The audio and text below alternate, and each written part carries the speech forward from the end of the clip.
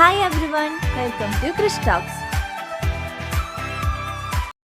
Calicut university second semester readings on കേരളയിലെയും reading from the ഫ്രിഞ്ചസിലെയും important ആയിട്ടുള്ള ക്യാരക്ടേഴ്സിനെയാണ് നമ്മളിപ്പോൾ ഡീറ്റെയിൽ ആയിട്ട് നോക്കാൻ പോകുന്നത്.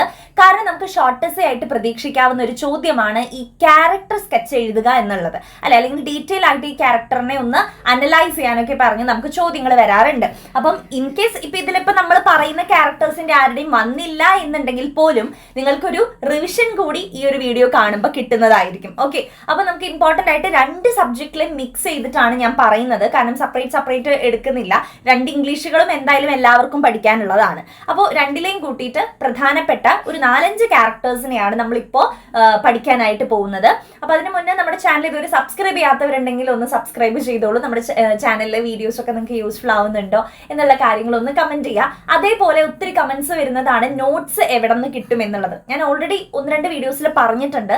നമ്മുടെ നോട്ട്സ് ഒക്കെ ഓൾറെഡി അപ്ലോഡ് ചെയ്തു. ടെലഗ്രാം ചാനലിലാണ് അപ്ലോഡ് ചെയ്തിരിക്കുന്നത്. അപ്പോൾ ടെലഗ്രാം ചാനലിൽ ഇനിയും ജോയിൻ ചെയ്യാത്ത കുട്ടികൾ ഉണ്ടെങ്കിൽ ഇതാണ് നമ്മുടെ ടെലഗ്രാം ചാനൽ. അപ്പോൾ ടെലഗ്രാമിൽ ക്രിഷ് ടോക്സ് എന്ന് സെർച്ച് ചെയ്ത് കഴിഞ്ഞാൽ നിങ്ങൾക്ക് നമ്മുടെ ചാനൽ കിട്ടില്ല. കാരണം ഒത്തിരി ചാനൽസ് അവിടെ അവൈലബിൾ ആയിരിക്കും നമ്മുടെ പേരിലും നമ്മുടെ പ്രൊഫൈൽ പിക്ചറിലും. അപ്പോൾ ഈ സബ്സ്ക്രൈബേഴ്സിന്റെ എണ്ണം നോക്കിയിട്ട് നിങ്ങളൊന്ന് ജോയിൻ ചെയ്യാനായിട്ട് ശ്രമിക്കുക. കാരണം നമ്മുടെ ലോഗോയും പേരും വെച്ച് വേറെ എന്തൊക്കെയോ പരിപാടികൾ അപ്ലോഡ് ചെയ്യുന്ന കുറേ ചാനൽസ് ഉണ്ട്. അപ്പോൾ അതുകൊണ്ട് നമ്മുടെ ഈ ഒരു 53.5K സബ്സ്ക്രൈബേഴ്സ് ഉള്ള ചാനലിലേക്ക് നിങ്ങൾ ജോയിൻ ആവുക. ഇവിടെ ഓൾറെഡി റീഡിംഗ് ഫ്രം ദ ഫ്രിഞ്ചസിന്റെയും കേരളയുടെയും ഡീറ്റെയിൽഡ് ആയിട്ടുള്ള PDF, അതേപോലെ ഇപ്പോൾ ലേറ്റസ്റ്റ് ആയിട്ട് ഞാൻ അപ്ലോഡ് ചെയ്തിരിക്കുന്ന BComന്റെയും BBAയുടെയും മാർക്കറ്റിംഗിന്റെ PDF ഒക്കെ അവിടെ അവൈലബിൾ ആണ് കേട്ടോ. അപ്പോൾ ഒന്ന് കയറാം. അതേപോലെ തന്നെ എക്സാം ഡേറ്റ്, ടൈം ടേബിള്, അതിനെക്കുറിച്ചുള്ള ഡീറ്റെയിൽസ് ഒക്കെ അപ്ഡേറ്റ്സ് ഒക്കെ ഞാൻ പ്രൊവൈഡ് ചെയ്യുന്നത് ഇൻസ്റ്റഗ്രാം ത്രൂ ആണ്. സോ ഇതാണ് നമ്മുടെ ഇൻസ്റ്റഗ്രാം പേജ്. ഇതും ജസ്റ്റ് ഒന്ന് ഫോളോ ചെയ്ത് ഇട്ടേക്കാം. ഓക്കെ, അപ്പോൾ നമുക്കിനി നമ്മുടെ വീഡിയോയിലേക്ക് കിടക്കാം. അപ്പോൾ നമ്മുടെ ചാപ്റ്റർ ഇന്ന് ഫസ്റ്റ് ക്യാരക്ടർ വന്നിരിക്കുന്ന chapter when Salihan took on the Raj എന്ന് പറയുന്നതാണ്. ഇത് നമ്മുടെ ഫ്രിഞ്ചസിലെ ഫസ്റ്റ് ചാപ്റ്റർ ആണ്. അപ്പം അതിലൊരു ഇമ്പോർട്ടൻറ്റ് ക്യാരക്ടറാണ് സാലിഹാൻ. ഇപ്പം ഇത് ക്യാരക്ടറായിട്ടല്ല പറയുന്നത്, പക്ഷേ സാലിഹാനെ കുറിച്ചാണ് ആ പാഠഭാഗം. അപ്പം എന്തായാലും സാലിഹാനെ കുറിച്ച് നമ്മൾ ഡീറ്റെയിൽ ആയിട്ട് പഠിച്ചിട്ടുണ്ടായിരിക്കണം. അപ്പോൾ ഷോർട്ട് എസ്സേ ഏത് ടൈപ്പ് ക്വസ്റ്റ്യൻസ് വന്നാലും ഇതിലെ കാര്യങ്ങൾ നമുക്ക് ഇൻക്ലൂഡ് ചെയ്യാം. പിന്നെ ആ പാഠഭാഗത്ത് നിന്ന് മനസ്സിലായ കാര്യങ്ങൾ വെച്ച് നിങ്ങൾക്ക് സാലിഹാനെ കുറിച്ച് എഴുതാനും സാധിക്കും. അപ്പൊ സാലിഹാനെ ഒരു ക്യാരക്ടർ സ്കെച്ച് ആയിട്ട് ചോദിച്ചിട്ടില്ല എന്നുണ്ടെങ്കിൽ പോലും ഇത് പഠിച്ചു കഴിഞ്ഞാൽ നിങ്ങൾക്ക് ഈ പാഠഭാഗത്ത് നിന്ന് വരുന്ന ഏത് ക്വസ്റ്റ്യൻസിനും അപ്ലൈ ചെയ്യാൻ പറ്റും എന്നുള്ളതാണ്. ഓക്കെ, അപ്പം സാലിഹാൻ എന്നുള്ളതിൽ നിങ്ങൾ ഏറ്റവും ഇമ്പോർട്ടൻ്റ് ആയിട്ട് പഠിക്കേണ്ടത് റിയൽ നെയിം ആണ്. ദമീദി ദെയ് സബാർ എന്നുള്ള റിയൽ നെയിം. അപ്പൊ ഈ ഒരു സംഭവം നടക്കുന്ന സമയത്ത് ഈ ഒരു ചാപ്റ്ററിൽ ഒരു സംഭവത്തെ കുറിച്ച് എക്സ്പ്ലെയിൻ ചെയ്യുന്നുണ്ട് അല്ലെ. ബ്രിട്ടീഷ് ഓഫീസേഴ്സിനെ ലാത്തി കൊണ്ട് അടിച്ചോടിപ്പിച്ച ഒരു ധീര വനിത എന്നുള്ള അത്രയും കറേജിയസ് ആയിട്ടുള്ള ഒരു 16 ഇയേഴ്സ് അത്രയും മാത്രം പ്രായം വരുന്ന ഒരു ഗേളിന്റെ ഒരു കാര്യമാണ് നമ്മൾ ഈ പാഠഭാഗത്തിൽ പറയുന്നത്. അതാണ് നമ്മുടെ സാലിഹാൻ. അപ്പൊ ആ ഒരു സമയത്ത് ഫീൽഡിലോ എന്താ പറയുക വർക്ക് ചെയ്തുകൊണ്ടിരിക്കുകയായിരുന്നു. 40 അതർ വിമൻസും ഉണ്ടായിരുന്നു കൂടെ. അപ്പൊ അവരുടെ കൂടെ വർക്ക് ചെയ്തുകൊണ്ടിരുന്നപ്പോഴാണ് ഒരു യങ്സ്റ്റർ ഓടി വന്ന് പറയുന്നത് ഇത്തരത്തില് ഒരു ബ്രിട്ടീഷ് ഫോഴ്സ് വന്നിട്ടുണ്ട്, നമ്മൾ ഒത്തിരി വീടുകൾ നശിപ്പിച്ചു, ബേൺ ചെയ്തു, സാലിഹാന്റെ അച്ഛന്റെ കാലിൽ വെടിയേറ്റിട്ടുണ്ട് എന്നുള്ളൊരു കാര്യം വന്ന് പറയുന്നത്. അങ്ങനെ ആ ഒരു സമയത്താണ് സാലിഹാൻ ആ ഒരു സംഭവ സ്ഥലത്തെത്തുന്നു. കൂടെ 40 സ്ത്രീകളും എത്തുന്നു. ദെൻ അവരുടെ കയ്യിലുണ്ടായിരുന്ന ലാത്തി യൂസ് ചെയ്തിട്ടാണ് അടിച്ചോടിപ്പിക്കുന്നത്. ആക്ച്വലി എന്തിനാണ് ഇവർ ഈ ലാത്തി കൊണ്ട് നടക്കുന്നത് കയ്യിൽ? വൈൽഡ് അനിമൽസിൽ നിന്നൊക്കെ രക്ഷ നേടാൻ വേണ്ടിയിട്ടാണ്. ഫീൽഡിലും ഫോറസ്റ്റിലും പണിയെടുക്കാൻ പോകുമ്പോൾ ഇവർ ലാത്തി കയ്യിൽ കരുതുന്നത്. ഇതൊക്കെ ഇമ്പോർട്ടൻ്റ് ആണ്. കീ വേർഡ്സ് ആണ് ലാത്തി എന്ന് പറയുന്നതും. പിന്നെ യങ്സ്റ്റർ ആണ്. ഇവരോട് ഓടി വന്ന് ഈ സംഭവത്തിന്റെ കാര്യം പറയുന്നത് ഒരു യങ്സ്റ്റർ ആണ്. അതും ഒരു കീവേഡ് ആണ്. 40 അതർ സ്ത്രീകളും നമ്മുടെ സാലിഹാന്റെ കൂടെ വർക്ക് ചെയ്തിരുന്നു. 40 എന്ന് പറയുന്ന നമ്പർ ഒന്ന് നോട്ട് ചെയ്ത് വെക്കാം. പിന്നെ അച്ഛനെ ആ ഒരു കാലിൽ ഇങ്ങനെ എന്താ പറയാ വെടിയുണ്ടേറ്റ് ബ്ലീഡിങ് ആയിട്ട് കിടക്കുന്ന ഒരു ബുള്ളറ്റ് ആയിട്ട് ബ്ലീഡിങ് ആയിട്ട് കിടക്കുന്ന രംഗം കാണുമ്പോഴാണ് സാലിഹാന്റെ ടെമ്പർ തെറ്റി ഇവരെ എല്ലാവരും അടിച്ചു ഓടിപ്പിക്കുന്നത്. ദെൻ നമ്മുടെ റൈറ്റർ സാലിഹാനെ മീറ്റ് ചെയ്യുന്ന സമയത്തും ഈ ഒരു രംഗം പറയുമ്പോഴാണ് സാലിഹാന്റെ ടെമ്പർ തെറ്റുന്നത്. അപ്പൊ സാലിഹാന്റെ ടെമ്പർ എപ്പോഴാണ് തെറ്റുന്നതെന്നൊക്കെ ചോദിച്ചു കഴിഞ്ഞാൽ അതാണ് അതിന്റെ ആൻസർ. നമ്മുടെ സാലിഹാനെ റൈറ്റർ കാണുന്ന സമയത്ത് സാലിഹാന് 90 വയസ്സാണ് പ്രായം എന്നുള്ളത്.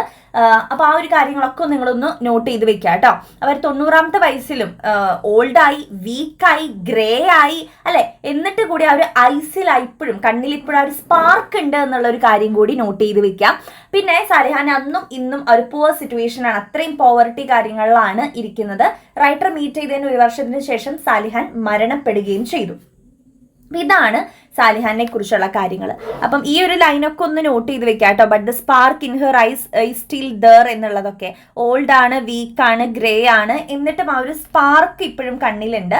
പിന്നെ ആ ഒരു പുവർ സിറ്റുവേഷനെ കുറിച്ചും പറയാം. അപ്പം നിങ്ങളോട് ഞാൻ എപ്പോഴും പറയാറുണ്ട്, ആൻസർ എഴുതുന്ന സമയത്ത് ഇങ്ങനെയുള്ള കീ ടേംസ് ഒന്ന് അണ്ടർലൈൻ ചെയ്തോളൂ എന്നുള്ളത്. അപ്പം ഇങ്ങനെ ഈ വാക്കൊക്കെയാണ് പുവർ, പിന്നെ 40 സ്ത്രീകൾ, അപ്പം 40, പിന്നെ ഫാദറിനെ കുറിച്ച് പറയുന്നു, യങ്സ്റ്റർ ആണ് ഓടി വന്ന് വിളിക്കുന്നത്, പിന്നെ സാലിഹാന്റെ മുഴുവൻ പേര്, പിന്നെ ഈ ഒരു 16 എന്നുള്ള ഒരു വയസ്സ് അല്ലേ. അപ്പം അതൊക്കെ ഇങ്ങനെയുള്ള ടേംസ് ആണ് നിങ്ങൾ അണ്ടർലൈൻ ചെയ്യേണ്ടത്. അല്ലാണ്ട് ഒരു സെന്റൻസ് വൈസ് ആയിട്ടൊന്നും അണ്ടർലൈൻ ചെയ്തില്ലെങ്കിലും കുഴപ്പമില്ല. ഇങ്ങനെയുള്ള കീ ടേംസ് ആണ് നിങ്ങൾ അണ്ടർലൈൻ ചെയ്ത് ആൻസർ ഷീറ്റിൽ കാണിക്കേണ്ടത്. പെൻസിലുകൊണ്ട് അണ്ടർലൈൻ ചെയ്താൽ മതിയായിരിക്കും. ദെൻ നമ്മുടെ അടുത്ത ക്യാരക്ടറാണ് വൈറ്റ് ഹെറോൺ എന്ന പാഠഭാഗത്തിലെ സിൽവിയ. ഫ്രിഞ്ചസിലെ തന്നെ ക്യാരക്ടറാണ് കേട്ടോ. സിൽവിയ എന്ന് പറയുന്നത് വൈറ്റ് ഹെറോൺ എന്ന പാഠഭാഗത്തിലെ പ്രൊട്ടഗോണിസ്റ്റ് ആണ്. അപ്പൊ നിങ്ങൾക്ക് അതിന്റെ ഇൻട്രോ ലൈൻ ഇങ്ങനെ എഴുതാം: Sylvia is the main character or central character, അല്ലെങ്കിൽ Sylvia is the protagonist of the story a white heron written by Sarah Orne Jewett. റൈറ്റേഴ്സിന്റെ പേരൊക്കെ ഞാൻ പഠിക്കാൻ പറഞ്ഞിരുന്നു, ഇൻട്രോ ലൈൻസിന്റെ വീഡിയോ ഇട്ടിട്ടുണ്ടായിരുന്നു. ഓക്കെ, അപ്പൊ നമ്മുടെ സിൽവിയ എന്ന് പറയുന്നത് 9 വയസ്സുള്ള ഒരു പെൺകുട്ടിയാണ്. 1 വർഷത്തോളമായിട്ട് മുത്തശ്ശിയുടെ പേരെന്താ, മിസ്സിസ് ടില്ലിയുടെ കൂടെ താമസിക്കുകയാണ്. ഒരു വില്ലേജിലാണ് താമസിക്കുന്നത്. അപ്പൊ അതിനടുത്തൊരു ഫോറസ്റ്റ് കാര്യങ്ങളൊക്കെ ഉണ്ട്. ദെൻ പശുവിനെ, മൂളി എന്നാണ് പശുവിന്റെ പേര്. അപ്പൊ ആ ഒരു പശുവിനെയും കൊണ്ട് ഈവനിങ്ങിലൊക്കെ പോകുന്നുണ്ട്, നടക്കാനൊക്കെ ആയിട്ട് പോകുന്നുണ്ട്. മീൻസ് പശുവിനെ അഴിച്ചുകൊണ്ട് വീട്ടിലേക്ക് വരുന്നുണ്ട്. അപ്പൊ ആ ഒരു പശു ആയിട്ടുള്ള, ഒരു കൗ ആയിട്ടുള്ള റിലേഷൻഷിപ്പും നമുക്ക് ഈ പാഠഭാഗത്തിൽ ചോദിക്കാൻ സാധ്യതയുള്ള ഒരു ഷോർട്ട് എസ്സേ ക്വസ്റ്റ്യൻ ആണ്. ദെൻ ആ കാര്യങ്ങളൊക്കെ നിങ്ങൾക്ക് ഇതിൽ ഇൻക്ലൂഡ് ചെയ്യാം. പിന്നെ ഒരു യങ്സ്റ്ററിന്റെ ഒരു വിസിൽ കേൾക്കുന്നു, അതൊരു ഹണ്ടർ ആയിരുന്നു. ആ ഒരു ഹണ്ടറിനെ മീറ്റ് ചെയ്യുന്നു. ദെൻ വൈറ്റ് ഹെറോണിനെ പിടിച്ചു കൊടുക്കണം എന്ന് പറയുന്ന ഒരു രംഗമൊക്കെ ഉണ്ട്. വളരെ കറേജിയസ് ആയിട്ടുള്ള ഒരു ഗേൾ ആയിരുന്നില്ല നമ്മുടെ ആരാണ്, സിൽവിയ എന്ന് പറയുന്നത്. ദെൻ ഹണ്ടറുമായിട്ടുള്ള ഫ്രണ്ട്ഷിപ്പ് ഒക്കെ ഇഷ്ടമായി, പക്ഷെ അതിനേക്കാൾ കൂടുതൽ ഇഷ്ടപ്പെട്ടത് വൈറ്റ് ഹെറോണിനെ ആണ്. അപ്പൊ അതുകൊണ്ട് വൈറ്റ് ഹെറോണിനെ സേഫ് ആക്കി വെക്കാം, അല്ലെങ്കിൽ അതിനെ സേവ് ചെയ്യാം എന്നുള്ളതാണ് സിൽവിയ ചെയ്തത്. അപ്പം നേച്ചറായിട്ടും അല്ലെങ്കിൽ ഇത്തരം ബേർഡ്സ് ആയിട്ടൊക്കെ ഒത്തിരി, ബേർഡ്സ് ആനിമൽസ് ഒക്കെ ആയിട്ട് ഒത്തിരി കണക്ഷൻ ഉള്ള ഒരു പെൺകുട്ടിയാണ് സിൽവിയ എന്ന് പറയുന്നത്. നമ്മുടെ ഹണ്ടർ എന്തിനു വേണ്ടിയിട്ടാണ് ഈ ബേർഡ്സിനൊക്കെ ഹണ്ട് ചെയ്യുന്നത്? സ്റ്റഫ് ചെയ്ത് സൂക്ഷിക്കാൻ. 2 മാർക്കായിട്ട് എക്സ്പെക്ട് ചെയ്യാവുന്നതാണ്. അപ്പൊ സ്റ്റഫ് എന്ന് പറയുന്ന വേർഡ്, ഹണ്ടർ എന്ന് പറയുന്ന വേർഡൊക്കെ ഒന്ന് നോട്ട് ചെയ്ത് വെക്കുക. പിന്നെ ഈ വൈറ്റ് ഹെറോണിനെ പിടിച്ചു കൊടുക്കുന്ന ആൾക്ക് $10 ആണ് ഗിഫ്റ്റ് ആയിട്ട് കൊടുക്കാന്ന് പറഞ്ഞു. പക്ഷെ ആ ഒരു $10 ഇയാളുമായിട്ടുള്ള ഫ്രണ്ട്ഷിപ്പിനേക്കാളും സിൽവിയ ഇമ്പോർട്ടൻസ് കൊടുത്തത് ആ ഒരു വൈറ്റ് ഹെറോണിന്റെ മാറ്ററിനാണ്. അപ്പോൾ അതാണ് നിങ്ങൾ ഇമ്പോർട്ടൻ്റ് ആയിട്ട് നോക്കേണ്ടത്. ഓക്കെ, അപ്പം ഇങ്ങനെ നമ്മൾ ക്യാരക്ടർ സ്കെച്ച് പഠിക്കുമ്പോൾ ആ പാഠഭാഗത്തിന്റെ ഒരു റിവിഷൻ കൂടി കഴിയാണ് ചെയ്യുന്നത് കേട്ടോ. അപ്പൊ ഇവിടെ ഈ കീ ടേംസ് ഞാൻ അണ്ടർലൈൻ ചെയ്തിരിക്കുന്ന റെഡിൽ കൊടുത്തിരിക്കുന്ന കീ ടേംസ് നിങ്ങൾ പഠിക്കുക. ദെൻ നമ്മുടെ മൂന്നാമത്തെ ക്യാരക്ടറാണ് മാധവൻ. ഇന്ദുലേഖ എന്ന് പറയുന്ന ചന്തു മേനോന്റെ പാഠഭാഗത്തിൽ നിന്ന് വന്നിരിക്കുന്ന ഒരു ക്യാരക്ടറാണ് കേട്ടോ. അപ്പൊ നമ്മുടെ റീഡിംഗ്സ് ഓൺ കേരളയിലത്തെ ഒരു ക്യാരക്ടറാണ് Madhavan. Madhavan is the hero of the novel Indulekha by Chandu Menon. Madhavan എന്ന് പറയുന്നത് വെൽ എഡ്യൂക്കേറ്റഡ് ആണ്, ഇംഗ്ലീഷ് അറിയാം നന്നായിട്ട്, സാൻസ്ക്രിറ്റ് അറിയാം, BA BL ഡിഗ്രീസ് ഒക്കെ ഉണ്ട്. എല്ലാ എക്സാമിനേഷൻസിലും ഫസ്റ്റ് ക്ലാസ്സോട് കൂടി പാസ്സായിട്ട് ഒരാളാണ്. എല്ലാ സ്കോളർഷിപ്പ്, എല്ലാ പ്രൈസിലും ഒക്കെ ആൾക്ക് നേടിയിട്ടുണ്ട്. എല്ലാ ടീച്ചേഴ്സും പറയുന്നത് മാധവനെ പോലെയുള്ള ഒരു കുട്ടീനെ കണ്ടിട്ടില്ല എന്നാണ് പറയുന്നത്. ഓക്കെ, നമ്മളൊക്കെ നമ്മുടെ ടീച്ചേഴ്സ് പറയുന്ന പോലെ മാധവനെ പോലെ ഇത്രയും നല്ലൊരു കുട്ടീനെ ഞാൻ എൻ്റെ ലൈഫിൽ കണ്ടിട്ടില്ല എന്നാണ് ടീച്ചേഴ്സ് പറയുന്നത്. ആൾക്ക് നല്ലൊരു ബോഡി ഉണ്ട്, വളരെ യങ് ആണ്, പിന്നെ വളരെ ഇന്റലിജന്റ് ആണ്, പിന്നെ ഒത്തിരി കറേജ് ഉള്ളൊരു ആളാണ്. അതുകൊണ്ട് തന്നെയാണ് അവരുടെ ഫാമിലിയിലുള്ള കുമ്മിണി അമ്മയുടെ മകനാണ് ഷിന്നൻ. ഹെഡ് ഓഫ് ദി ഫാമിലി ആയിട്ടുള്ള പാഞ്ചു മേനോൻ ഈ കുമ്മിണി അമ്മയുടെ ഫാമിലിയിലെ പിള്ളേരുകളെ മാത്രം പഠിപ്പിക്കുന്നില്ല. അപ്പൊ അതിൽ ഏറ്റവും ലാസ്റ്റത്തെ കുട്ടിയാണ് ഷിന്നൻ. കാരണം കുമ്മിണി അമ്മയ്ക്ക് 2 ആൺമക്കൾ ഉണ്ടായിരുന്നു, അവരെ 2 പേരെയും പഠിപ്പിച്ചിട്ടില്ല. പിന്നെ ഒരു പെൺകുട്ടി ഉണ്ടായിരുന്നു, ആ പെൺകുട്ടീനെ പഠിപ്പിച്ചിട്ടില്ലായിരുന്നു. ദെൻ ലാസ്റ്റ് ഷിന്നനെയും ഇപ്പോ വല്യമാമൻ പഠിപ്പിക്കുന്നില്ല എന്നാണ് പറയുന്നത്. ഈ വല്യമാമൻ എന്ന് പറയുന്നതും പാഞ്ചുമേനോൻ എന്ന് പറയുന്നതും കാരണവർ എന്ന് പറയുന്നതും ഹെഡ് ഓഫ് ദി ഫാമിലി എന്ന് പറയുന്നതും ഒരാൾ തന്നെയാണ്. ഓക്കെ, അപ്പൊ ആ ഒരു കൺഫ്യൂഷൻ നിങ്ങൾക്ക് വേണ്ട. അപ്പോ ഈ വല്യമാമൻ ഈ ഷിന്നനെ മാത്രം പഠിപ്പിക്കുന്നില്ല. നമ്മുടെ ആരാണ്, മാധവനെയൊക്കെ നന്നായിട്ട് പഠിപ്പിച്ചു, ഇംഗ്ലീഷൊക്കെ നന്നായിട്ട് പഠിപ്പിക്കാനൊക്കെ ആയിട്ട് വിട്ടു. പക്ഷെ എന്തുകൊണ്ട് കുമ്മിണി അമ്മയുടെ ഫാമിലി എസ്പെഷ്യലി ഷിന്നനെ എന്തുകൊണ്ട് പഠിപ്പിക്കുന്നില്ല? അത് വല്യമാമന്റെ അടുത്ത് ക്വസ്റ്റ്യൻ ചെയ്യുകയാണ് നമ്മുടെ മാധവൻ ചെയ്യുന്നത്. അപ്പൊ നമ്മുടെ പാഠഭാഗത്ത് നമുക്ക് കാണാൻ സാധിക്കുന്നത് ഇതിന്റെ പേരിൽ വല്യമാമനെ ക്വസ്റ്റ്യൻ ചെയ്തു എന്നുള്ള പേരിൽ എല്ലാവരും ചേർന്ന് നമ്മുടെ മാധവനെ ചീത്ത പറയുന്ന ഒരു രംഗമാണ് നമുക്ക് നമ്മുടെ പാഠഭാഗത്തിൽ കാണാനായിട്ട് സാധിക്കുന്നത്. ബ്ലെയിം ചെയ്യുന്ന ഒരു സിറ്റുവേഷൻ ആണ് കാണാനായിട്ട് സാധിക്കുന്നത്. ഓക്കെ, ദെൻ ആളുടെ കുടുംബ തലയിൽ ഇങ്ങനെ കെട്ടിവെച്ചിട്ടുള്ള കാര്യമൊക്കെ നമുക്ക് പറയാം. ആളുടെ ബോഡി വളരെ ഗ്ലോയിങ് ഫേസ് ആണ്, എന്താ പറയുക, ഗോൾഡൻ കളറാണ് ബോഡി എന്നൊക്കെ പറയുന്നുണ്ട്. അത്രയും ഹൈറ്റ് ഉണ്ട്. പിന്നെ യൂറോപ്യൻസിന്റെ കാര്യം പറയുന്നുണ്ട്. കീ ടേംസ് ഒക്കെ അണ്ടർലൈൻ ചെയ്തിട്ടുണ്ട് കേട്ടോ. അപ്പൊ യൂറോപ്യൻസ് ഒക്കെ ആളെ കണ്ടു കഴിഞ്ഞാൽ വളരെ ഫ്രണ്ട്സ് ആയിട്ട് മാറുന്ന പറയുന്നത്. യൂറോപ്യൻസ് ഒക്കെ ട്രേഡിനൊക്കെ വേണ്ടിയിട്ട് കേരളത്തിലേക്ക് പണ്ട് വന്നിരുന്നല്ലോ. അങ്ങനെ വന്ന് നമ്മുടെ മാധവനെ പരിചയപ്പെട്ട് കഴിഞ്ഞാൽ പിന്നെ അവർ നല്ല തിക് ഫ്രണ്ട്സ് ആവും. ദെൻ ഇന്ദുലേഖനെ ഒത്തിരി ഇഷ്ടമാണ്. ഇന്ദുലേഖനെ കല്യാണം കഴിക്കാൻ ആഗ്രഹിക്കുന്നുണ്ട്.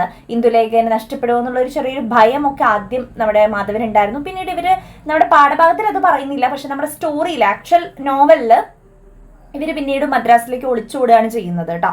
ദെൻ കുമ്മണിയമ്മയുടെ ഫാമിലിനെ കുറിച്ച് പറയാം. വില്യമാമന്റെ കാര്യം, ഷിന്നനെ എഡ്യൂക്കേഷന് വിടുന്നില്ല, ഇംഗ്ലീഷ് എഡ്യൂക്കേഷന് വിടുന്നില്ല എന്നുള്ള കാര്യം നോക്കി വെക്കുക. ഇത്രയൊക്കെയാണ് മാധവന്റെ ക്യാരക്ടർ സ്കെച്ച് ചോദിച്ചാൽ നിങ്ങൾ എഴുതേണ്ട കാര്യങ്ങൾ. ദെൻ അടുത്തത് വക്കം മൗലവി. വക്കം മൗലവിയുടെ പാഠഭാഗത്ത് നിന്ന് ഒരു ഷോർട്ടസേ നമുക്ക് പ്രതീക്ഷിക്കാവുന്നത് ഒന്ന് വക്കം മൗലവിനെ കുറിച്ചോ അല്ലെങ്കിൽ വക്കം മൗലവിയുടെ കോൺട്രിബ്യൂഷൻസിനെ കുറിച്ചോ സ്വദേശാഭിമാനി എന്ന പത്രത്തെ കുറിച്ചോ ഒക്കെ നമുക്ക് ചോദിക്കാൻ സാധ്യതയുള്ള ക്വസ്റ്റ്യൻസ് ആണ്. അപ്പൊ ഞാനിവിടെ വക്കം മൗലവിനെ കുറിച്ച് പറഞ്ഞിട്ടുണ്ട്.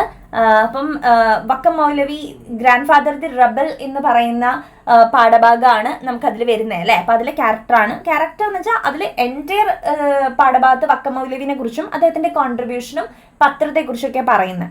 അപ്പം ഈ ഒരു ക്യാരക്ടർ സ്കെച്ച് പഠിച്ചാൽ തന്നെ അതിൽ ഏകദേശം നമുക്ക് കവർ ചെയ്യാൻ സാധിക്കും. So Vakkom Moulavi is considered as the leader of Islamic renaissance in Kerala for many reasons. He is known as the father of Muslim socio religious reform movement. ഇതിന്റെയൊക്കെ ഫാദർ എന്നറിയപ്പെടുന്ന ആളാണ് നമ്മുടെ വക്കം മൗലവി. അദ്ദേഹം എന്താ പറയുക, ഇങ്ങനെ ഒരു സ്വദേശാഭിമാനി പത്രം 1905 സ്റ്റാർട്ട് ചെയ്യുന്നത്. അപ്പം വെറും 32 വയസ്സുള്ളപ്പോഴാണ് അദ്ദേഹം ഇത്തരത്തിലുള്ള ഒരു പത്രം സ്റ്റാർട്ട് ചെയ്യുന്നത്.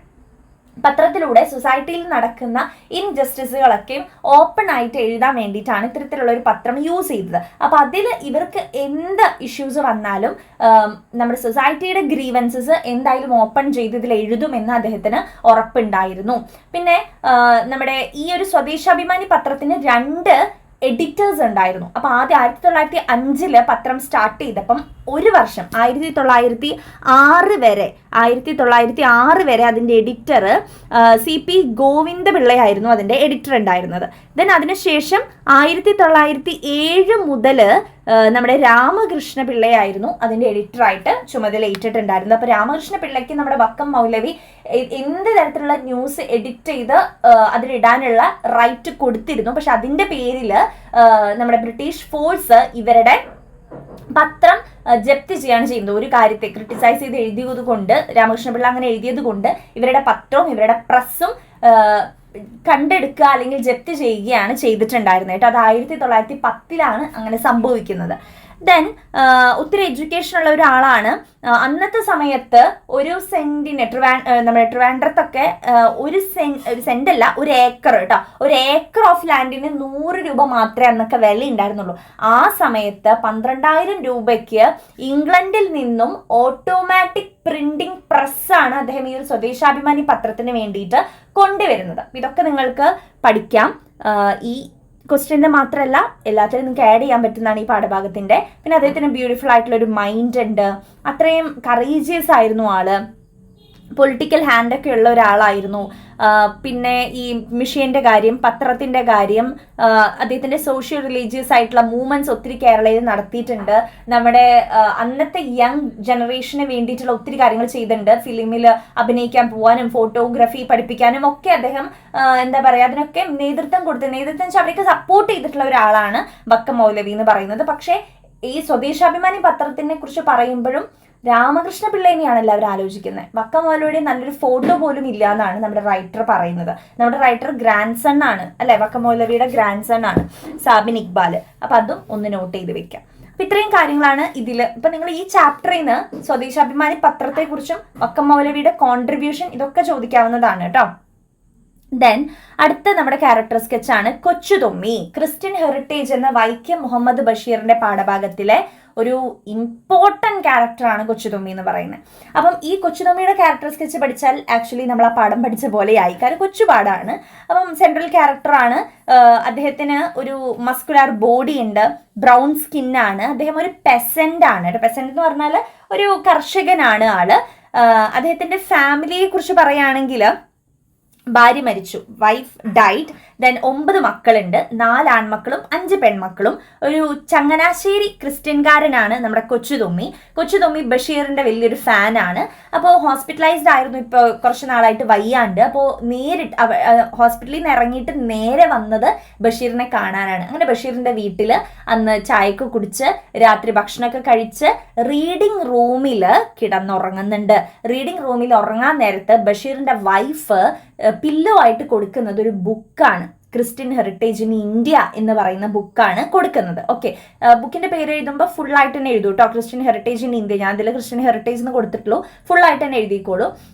അപ്പം ഓച്ചന്തുരുത്ത് എഴുതിയിട്ടുള്ള ഒരു ബുക്കാണത്. അപ്പം ആ ഒരു ബുക്കാണ് പില്ലോ ആയിട്ട് കൊടുക്കുന്നത്. അപ്പോൾ ആ ഒരു പില്ലോയിൽ പിറ്റത്തെ ദിവസം നമ്മുടെ ബഷീർ ആൾക്ക് ബസ് ഫെയർ ആയിട്ട് കൊടുക്കുന്നത് 10 രൂപയാണ്. 10 രൂപയാണ് ബസ് ഫെയർ ആയിട്ട് കൊടുക്കുന്നത്. പക്ഷെ നമ്മുടെ കൊച്ചുതുമ്മി പിറ്റേ ദിവസം പോകുന്ന സമയത്ത് ആ ഒരു ബുക്കിൽ 100ന്റെ 2 നോട്ടാണ്, പുത്തനായിട്ടുള്ള 2 നോട്ട്, ദാറ്റ് മീൻസ് 200 റുപ്പീസ് ആണ് അതിൽ വെച്ച് കൊടുക്കുന്നത്. ഓക്കെ, അപ്പൊ അന്നത്തെ കാലത്ത് 200 രൂപയ്ക്ക് 20 ഗ്രാം സ്വർണം മേടിക്കാം എന്നാ പറയുന്നത്. ഓക്കെ, അപ്പൊ അത്രയും വാല്യൂ ഉള്ള 200 രൂപയാണ് അന്ന് ആ ഒരു ബുക്കിന്റെ ഇടയിൽ നമ്മുടെ കൊച്ചുതുമ്മി വെച്ച് പോയത്. അപ്പൊ നമുക്ക് എല്ലാവർക്കും ഈ കർഷകൻ എന്നൊക്കെ പറയുമ്പോൾ ഒരു ഇമേജ് ഉണ്ടാവും നമ്മുടെ മൈൻഡിൽ, അല്ലെ? പക്ഷെ നമ്മുടെ കൊച്ചുതുമ്മി അങ്ങനെ വെറും ഒരു പെസന്റ് അല്ല എന്ന് നമുക്ക് മനസ്സിലായല്ലോ. അപ്പോൾ പക്ഷെ ബഷീറിന് കൊച്ചുതുമ്മിയോടുള്ള ഒരു പെരുമാറ്റം എങ്ങനെയായിരുന്നു? ചോദ്യം വരാൻ സാധ്യതയുള്ളതാണ് കേട്ടോ. ബഷീർ എങ്ങനെ കൊച്ചുതുമ്മിയെ ട്രീറ്റ് ചെയ്തു എന്നുള്ളത്, കൊച്ചുതുമ്മിയോടുള്ള ഒരു പെരുമാറ്റം, അദ്ദേഹം അത്രയും ഒരു വാല്യൂ ഒന്നും കൊടുത്തിരുന്നില്ല.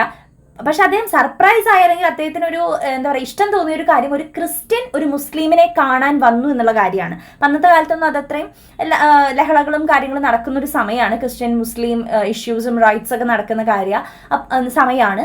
അപ്പോൾ ഒരു ക്രിസ്ത്യൻ ഒരു മുസ്ലിമിനെ കാണാൻ വന്നു, അത് ചങ്ങനാശ്ശേരിയിൽ നിന്ന് വൈക്കത്തേക്ക് വന്നു എന്നുള്ളത് വലിയ കാര്യമായിട്ട് ബഷീറിന് തോന്നുന്നുണ്ട്. പക്ഷെ ഇയാൾ എന്തിനിപ്പോൾ എന്നെ കാണാൻ വന്നു, ഇയാൾ ഇനി പോണില്ലേ, അങ്ങനെയുള്ള രീതിക്കും നമ്മുടെ ബഷീർ ചിന്തിക്കുന്നുണ്ട്. ദെൻ പിറ്റത്തെ ദിവസം 10 രൂപ ബസ് ഫെയർ ആയിട്ട് കൊടുത്തു.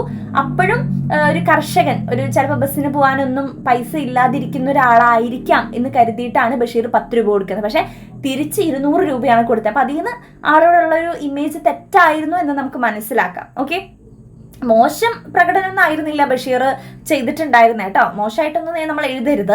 പക്ഷെ ഇങ്ങനെ തെറ്റായിട്ടുള്ള കുറച്ച് ധാരണകൾ ആ ഒരു കർഷകനായിട്ടുള്ള കൊച്ചുതുമ്മിയെ കുറിച്ച് നമ്മുടെ ബഷീറിന് ഉണ്ടായിരുന്നു. ദെൻ നമ്മുടെ അടുത്ത ക്യാരക്ടർ സ്കെച്ചാണ് പ്രിയ. അഗ്നി എന്ന് പറയുന്ന പാഠഭാഗത്തിലെ ക്യാരക്ടറാണ് പ്രിയ കേട്ടോ. പ്രിയ ഒരു പ്രൊട്ടഗോണിസ്റ്റ്, മെയിൻ ക്യാരക്ടർ. പ്രൊട്ടഗോണിസ്റ്റ് എന്ന് പറഞ്ഞാൽ മെയിൻ ക്യാരക്ടറാണ്. അപ്പം ഇതിൽ ഗ്യാങ് റേപ്പിന് ഇരയാകുന്ന ഒരു പെൺകുട്ടിയാണ് പ്രിയ. 3 പേര് കൂടിയിട്ടാണ് റേപ്പ് ചെയ്യുന്നത്. സഞ്ജീവ്, രവി, പിന്നെ അനദർ ബോയ്. കാരണം പേരില്ല ആൾക്ക്, 3ാമത്തെ ആൾക്ക്. അപ്പോൾ ആ ഒരു 3 പേര് കൂടിയിട്ട് റേപ്പ് ചെയ്യുകയും അപ്പോൾ അതിനോട് അവൾക്ക് റിവെഞ്ച് എടുക്കണമെന്ന് വളരെയധികം ആഗ്രഹമുണ്ട്. പക്ഷെ അവൾ ഒരു ലീഗൽ ഹെൽപ്പും തേടാതെ അവൾ സ്വയമാണ് അതിന് റിവെഞ്ച് എടുക്കുന്നത്. ഇപ്പം ആദ്യം യങ് മാൻ ഉണ്ടല്ലോ, അതിൽ മീശ പോലും മുളയ്ക്കാത്ത ഒരു ആൺകുട്ടി എന്ന് പറയുന്നുണ്ടല്ലോ. അപ്പോൾ ആ ഒരു ആൺകുട്ടിയുടെ അടുത്ത് അവൾ അപ്പോളജൈസ് ചെയ്ത് വിടുകയാണ് ചെയ്യുന്നത്. അതാണ് അവന് കൊടുക്കുന്ന റിവഞ്ച്. പിന്നെ അതേപോലെ തന്നെ ആ ഒരു സമയത്ത് അവന്റെ കണ്ണിൽ ടിയേഴ്സ് ഉണ്ടായിരുന്നു എന്നും പറയുന്നുണ്ട്. പിന്നെ രണ്ടാമത് സഞ്ജീവിന്റെ അടുത്ത് പറയുന്നത് who could not satisfy the sexual desires of a woman. ഒരു സ്ത്രീയുടെ സെക്ഷൽ ഡിസയേഴ്സ് സാറ്റിസ്ഫൈ ചെയ്യാൻ പറ്റാത്ത ആളാണ് നീ എന്ന് പറഞ്ഞിട്ടാണ് സഞ്ജീവിനോട് റിവെഞ്ച് ചെയ്യുന്നത്.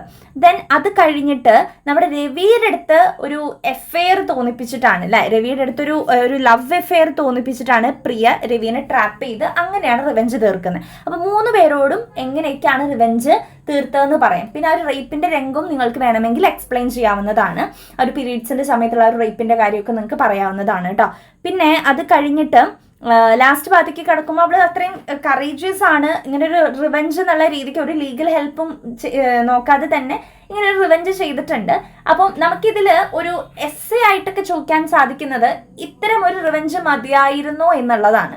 ഓക്കെ, അതിൽ ഞാൻ ആ ഒരു പാഠഭാഗത്തിന്റെ കമന്റ്സ് നോക്കുന്ന സമയത്ത് ഒത്തിരി പേര് പറഞ്ഞിട്ടുണ്ട് ഇതെന്താ ഇങ്ങനെ റിവെഞ്ച് ചെയ്തെന്നുള്ള രീതിക്ക്, ഇത്തരം റിവെഞ്ച് ഒന്നും പോരായിരുന്നു എന്നുള്ള രീതിക്ക്. പക്ഷെ അത് സ്റ്റോറിയാണ്. അപ്പം നമുക്കൊരു എസ്സേ ആയിട്ട് ചോദിക്കാം, ഈ ഒരു റിവെഞ്ച് നിങ്ങൾ അതിൽ എത്രത്തോളം അതിന് യോജിക്കുന്നുണ്ട്, ഇങ്ങനെ ഒരു റിവെഞ്ച് മതിയായിരുന്നോ എന്നുള്ള രീതിക്ക് ഒരു എസ്സേ ക്വസ്റ്റ്യൻ വന്നാൽ നിങ്ങൾക്ക് നിങ്ങളുടെ അഭിപ്രായങ്ങൾ, കാര്യങ്ങൾ, നമ്മുടെ ജനറൽ ആയിട്ട് സൊസൈറ്റിയിൽ നടക്കുന്ന കാര്യങ്ങളൊക്കെ വെച്ച് നിങ്ങൾക്ക് എഴുതാവുന്നതാണ്. ഓക്കെ, അപ്പം എസ്സേ ഏത് പാഠഭാഗത്തു നിന്ന് ഒരു ചോദ്യം വന്നാലും നിങ്ങൾ ടെൻഷൻ ആവേണ്ട കാര്യമില്ല.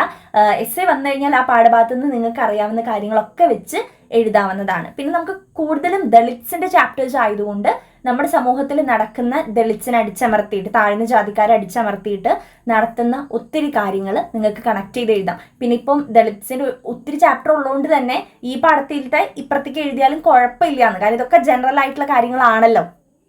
അപ്പോൾ അത് ശ്രദ്ധിക്കുക. കാരണം അയ്യങ്കാളി എന്ന് പറയുന്ന ചാപ്റ്ററിൽ നിന്നൊരു എസ്സേ ക്വസ്റ്റ്യൻ വന്നു എന്ന് വിചാരിക്കുക. അപ്പോൾ അതിൽ ദളിത്സിനെ പറ്റി പറയുന്ന കാര്യങ്ങളൊക്കെ ആണല്ലോ. ദളിത്സിന് വേണ്ടിയിട്ടാണ് അയ്യങ്കാളി അത്രയും വില്ലുവണ്ടി യാത്രയൊക്കെ നടത്തി ഒത്തിരി മൂവ്മെന്റ്സ് ഒക്കെ നടത്തിയതും ഫൈറ്റ് ചെയ്തതും ദളിത്സിന് വേണ്ടിയിട്ടാണ്.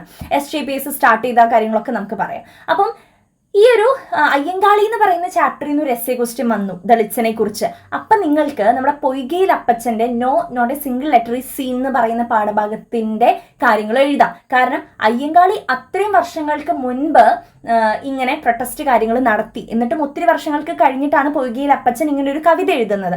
അപ്പം ഈ പൊയ്കയിൽ അപ്പച്ചൻ പറയുന്നത് എന്താ, തൻ്റെ ആ ഒരു റേസിനെ കുറിച്ച് അല്ലെങ്കിൽ ആ ഒരു ദളിത്സിനെ കുറിച്ച് എവിടെയും ഒരു ലെറ്റർ പോലും ഇല്ല, ഒരു ഹിസ്റ്ററീസിലും രേഖപ്പെടുത്തിയിട്ടില്ല എന്നാണല്ലോ. അപ്പൊ അയ്യങ്കാളി ഇത്രയും മൂവ്മെന്റ്സ് ചെയ്തിട്ട് ഇത്രയും വർഷങ്ങൾക്ക് ശേഷം പൊയ്കയിൽ അപ്പച്ചൻ പറയുന്ന കാര്യവും ദളിത്സിനെ കുറിച്ച് എവിടെയും പരാമർശിച്ചിട്ടില്ല. അവർക്ക് ഇപ്പോഴും ആ ഒരു റൈറ്റ്സ് കാര്യങ്ങൾ കിട്ടിയിട്ടില്ല എന്നുള്ളതാ. അപ്പൊ ഒരു ചേഞ്ച് വന്നിട്ടില്ല എന്നുള്ള കാര്യം നിങ്ങൾക്ക് പ്രൂവ് ചെയ്യാം. അങ്ങനെ മനസ്സിലായോ? അപ്പോൾ ആ ഒരു കവിതയെ എടുത്ത് എഴുതിയാലും തെറ്റില്ല. എസ്സേയിൽ ഷോർട്ട് എസ്സേ 2 മാർക്കൊക്കെ അപ് ടു ദ ക്വസ്റ്റ്യൻ വേണം നിങ്ങൾ ആൻസർ ചെയ്യാനായിട്ട്. നമുക്ക് ഈ ഒരു ക്യാരക്ടർ സ്കെച്ചും കൂടി നോക്കാം. കുഞ്ഞാത്തോൽ അമ്മയുടെ ക്യാരക്ടർ സ്കെച്ച് ആണ് കേട്ടോ. അപ്പോൾ ഡോട്ടർ ഓഫ് ഹ്യൂമാനിറ്റി, അപ്പോൾ ഒരു 2 മാർക്ക് ക്വസ്റ്റ്യൻ നമുക്ക് വരാം. ആരാണ് ഡോട്ടർ ഓഫ് ഹ്യൂമാനിറ്റി എന്ന പാഠഭാഗത്തിൽ പറയുന്ന, ആരെയാ പറയുന്നത്? നമ്മുടെ കുഞ്ഞാത്തോൽ അമ്മേനെയാണ്. കുഞ്ഞാത്തോൽ അമ്മയുടെ സ്പെല്ലിംഗ് ഒന്നും നിങ്ങൾ ശ്രദ്ധിച്ചോളൂ. KUNHATHOL ആണ്. കുഞ്ഞ എന്ന് പറയുമ്പം JA ഇടാനുള്ള ചാൻസ് ഉണ്ട്. അപ്പോൾ ഇതാണ് ആക്ച്വൽ സ്പെല്ലിംഗ്. അപ്പോൾ കുഞ്ഞാത്തോൽ അമ്മ ഹീറോയിൻ ആണ്. ഡോട്ടർ ഓഫ് ഹ്യൂമാനിറ്റി എന്ന് പറയുന്ന ലളിതാംബിക അന്തർജനത്തിന്റെ പാഠഭാഗത്തിലെ ആരാണ്? ഹീറോയിൻ ആണ് നമ്മുടെ കുഞ്ഞാത്തോൽ അമ്മ എന്ന് പറയുന്നത്. വളരെയധികം എന്താ പറയുക, ഹെൽപ്പിംഗ് മെന്റാലിറ്റി ഉള്ള ഒരു സ്ത്രീയാണ്. ഗോവിന്ദൻകുട്ടി എന്നുള്ളതാണ് ഇതിൽ മറ്റൊരു കഥാപാത്രം. അപ്പോൾ ഗോവിന്ദൻകുട്ടിയുടെ അച്ഛൻ മരിച്ച ശേഷം ഗോവിന്ദൻകുട്ടിയുടെ അമ്മയായിട്ടുള്ള ലക്ഷ്മിക്കുട്ടിയെയും ഗോവിന്ദൻകുട്ടിയെയും നോക്കിയതും അവർക്ക് ഭക്ഷണം കൊടുത്തതും ഗോവിന്ദൻകുട്ടീനെ പഠിപ്പിക്കാൻ വേണ്ട കാര്യങ്ങൾ ചെയ്തതും വരെ കുഞ്ഞാത്തോൽ അമ്മയായിരുന്നു.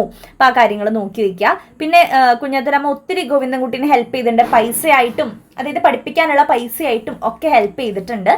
ഇന്ന് ഗോവിന്ദൻകുട്ടിയുടെ ബ്രില്യൻ്റ് ആയിട്ടുള്ള ഒരു മിനിസ്റ്ററാണ്. പക്ഷെ നമ്മുടെ കുഞ്ഞാത്തോൽ അമ്മേനെയൊക്കെ വിട്ട് പോയ ഒരാൾ കൂടിയാണ് ഗോവിന്ദൻകുട്ടി. അതൊക്കെ മറന്ന് ഗോവിന്ദൻകുട്ടി പോയി. അങ്ങനെ ഗോവിന്ദൻകുട്ടീനെ കാണാനായിട്ട് ഗ്രാൻഡ് സണ്ണിനെയും കൂട്ടിയിട്ടാണ് നമ്മുടെ കുഞ്ഞാത്തോൽ അമ്മ മിനിസ്റ്ററിന്റെ ഓഫീസിലേക്ക് എത്തുന്നത്. ഓക്കെ, ദെൻ ഒരു 1959 ലാൻഡ് സീലിംഗ് ലോ ഒക്കെ വന്ന ശേഷമാണ് കുഞ്ഞാത്തോൽ അമ്മയുടെ ഇല്ലൊക്കെ വളരെയധികം പൂർ ആയിട്ടുള്ള സിറ്റുവേഷനിലേക്ക് മാറുന്നത്. അപ്പം അന്നും ഇല്ലത്തുള്ളവരൊക്കെ മറ്റുള്ളവരെ ഹെൽപ്പ് ചെയ്യാനും കുഞ്ഞാത്തോലമ്മയ്ക്ക് സ്പെഷ്യലായിട്ട് മറ്റുള്ളവർക്ക് ഭക്ഷണം കൊടുക്കാനും ഒക്കെയുള്ള കാര്യങ്ങൾ ചെയ്തുകൊണ്ടിരിക്കുകയായിരുന്നു. അങ്ങനെയാണ് അവർ അത്രയും പൂർ സിറ്റുവേഷനിലേക്ക് മാറുന്നത്. പിന്നെ മാസത്തിലൊരു 20 ദിവസവും എന്തെങ്കിലുമൊക്കെ ഫാസ്റ്റ് ചെയ്യുന്ന ആളാണ്. ഫാസ്റ്റ് ചെയ്യാന്ന് വെച്ചാൽ വ്രതം എടുക്കുന്ന ആളാണ്. ഏകാദശി വ്രതം, പ്രദോഷം എന്നൊക്കെ പറഞ്ഞിട്ട് എല്ലാ തിങ്കളാഴ്ച വ്രതം ഒക്കെ എടുക്കുന്ന ഒരാളാണ് നമ്മുടെ കുമ്മിണിയമ്മ. അത് എന്തിനു വേണ്ടിയിട്ടാന്ന് വെച്ച് കഴിഞ്ഞാൽ മറ്റുള്ളവരുടെ എന്താ പറയുക പട്ടിണിയിൽ പങ്കുചേരാൻ വേണ്ടിയിട്ട് അങ്ങനെ ചെയ്യുന്നതെന്നാണ് കുഞ്ഞാത്തോൽ അമ്മ പറയുന്നത്. ഓക്കെ, അപ്പൊ മറ്റുള്ളവർക്ക് ആ സമയങ്ങളിൽ 20 ദിവസം താൻ വ്രതത്തിലാണെങ്കിലും ഫാസ്റ്റ് ചെയ്യാണെങ്കിലും മറ്റുള്ളവർക്ക് ഭക്ഷണം കൊടുക്കുകയും കാര്യങ്ങളൊക്കെ കുഞ്ഞാത്തോൽ അമ്മ ചെയ്തിരുന്നു. ദെൻ നമ്മുടെ ലക്ഷ്മിക്കുട്ടി ഈ ഫാസ്റ്റ് എടുത്തിരുന്നു. നമ്മുടെ ഗോവിന്ദൻകുട്ടിയുടെ അമ്മയായിട്ടുള്ള ലക്ഷ്മിക്കുട്ടി ഫാസ്റ്റ് എടുത്തിരുന്നു. പക്ഷെ ആ സമയത്ത് കുഞ്ഞാത്തോലമ്മ പറഞ്ഞിരുന്നത് ഞാൻ പാവപ്പെട്ടവരുടെ പട്ടിണിയിൽ അവരുടെ വിശപ്പ് അറിയാൻ വേണ്ടിയിട്ട് ഞാൻ അങ്ങനെ ചെയ്യണേന്നാണ് പറഞ്ഞിരുന്നത് കേട്ടോ. അപ്പം ഈ ലാസ്റ്റ് വരി ഒന്ന് ഇമ്പോർട്ടൻ്റ് ആയിട്ട് നോക്കിക്കോളൂ. She was a real devi who was filled with compassion and mercy for the poor. സാധുജനങ്ങളോട് ഒരു ദയയും കരുണയും ഒക്കെ തോന്നിയിട്ടുള്ള ഒരു ദേവി തന്നെയാണ് കുഞ്ഞാത്തോൽ അമ്മ എന്നാണ് പറയുന്നത്. ഓക്കെ, അപ്പം അതാണ് കുഞ്ഞാത്തോൽ അമ്മയുടെ ക്യാരക്ടർ. അപ്പം ഇത്രയും ക്യാരക്ടർ സ്കെച്ചൊക്കെയാണ് നമുക്ക് ചോദിക്കാൻ സാധ്യതയുള്ളത്. അപ്പം കൃത്യമായിട്ട് നിങ്ങൾ പഠിക്കുക. So all the very best. Thank you.